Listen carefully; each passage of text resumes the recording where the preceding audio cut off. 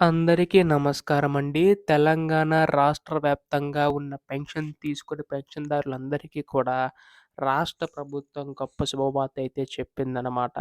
మనకి ఈ యొక్క పెన్షన్ నిధులు విడుదల చేయడానికి రాష్ట్ర ప్రభుత్వం సిద్ధమైనట్లుగా తెలుస్తుందండి. దీనికి సంబంధించి గాను జీవో అయితే విడుదల చేయబోతుంది.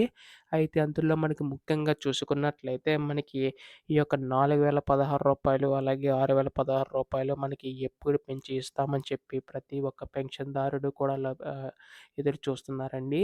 సో, ఈ వీడియోలో మొత్తంగా తెలుసుకుందాం. ఎప్పుడు విడుదల చేస్తారు? సో, ఎంతవరకు పెంచుతారు? ప్రతీదీ కూడాని. అంతకంటే ముందు చాలామంది వీడియోనైతే చూస్తున్నారు కానీ సబ్స్క్రైబ్ చేసుకోవడం లేదు.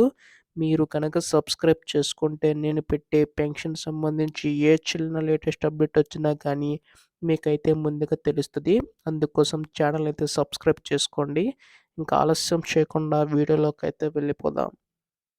సో, ఇక్కడ మీ అందరికీ తెలిసినట్లుగానే గతంలో మనకి ఆసరా పెన్షన్ కింద రూ. 2,000 అలాగే దివ్యాంగులకి రూ. 3,000 చొప్పున అందించేవారు కదండీ! అయితే ఈసారి ఈ యొక్క ప్రభుత్వం చేయూత పెన్షన్ కింద మార్చి పెన్షన్ పెంచి అందిస్తామని చెప్పి హామీ అయితే ఇవ్వడం అయితే జరిగింది.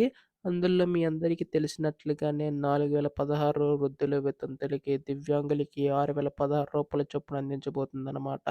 ఇందులో మనకి దాదాపుగా 22,000 కోట్ల నిధులు అవసరమయ్యే అవకాశం ఉందని చెప్పి అంచనా అయితే వేసింది. దీన్ని బట్టి చూసుకుంటే మనకి రాష్ట్ర ప్రభుత్వం ఈ నిధులు విడుదల చేయడానికి సిద్ధమైనట్లు తెలుస్తుందండి. అయితే ఈసారి మాత్రం అర్హులైన ప్రతి ఒక్కరికి కూడా ఈ యొక్క పెన్షన్ అనేది వస్తుందని చెప్పి తెలపడం అయితే జరిగిందండి. సో, కేవలం అర్హులు ఎవరైతే ఉంటారో వారికి మాత్రమే ఈ యొక్క పెన్షన్ అనేది వర్తిస్తుందనమాట. అనర్హులందరినీ తొలగించి మనకి కొత్త పెన్షన్ దరఖాస్తుకు కూడా రాష్ట్ర ప్రభుత్వం అయితే స్వీకరణ చుట్టనుందనమాట. సో, పాత పెన్షన్‌లు ఎవరైతే అనర్హులు ఉంటారో వారందరిని తొలగించి సో, వారందరికీ అర్హులైన ప్రతి ఒక్కరికి కూడా ఇవ్వనుందండి. అయితే దీనికి సంబంధించి గాను రాష్ట్ర ప్రభుత్వం అయితే సిద్ధమైనట్లుగా తెలుస్తుంది. రేపు ఎల్లుండిలోగా మనకి ఈ యొక్క నిధులు విడుదల చేసే అవకాశం ఉందండి. ఎప్పుడు దీనిపై అధికారిక ప్రకటన వచ్చినా మీరు ముందుగా తెలుసుకోవాలనుకుంటే ఛానల్ అయితే సబ్స్క్రైబ్ చేసుకోండి. ధన్యవాదములు. జై హింద్.